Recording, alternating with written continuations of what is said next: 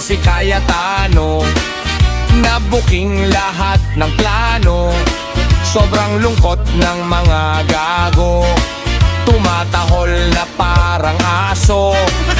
Yung auntie mong si Riesa, panis kay Marcolita. Walang nagawa si Tito Soto, nagmukha pang hayop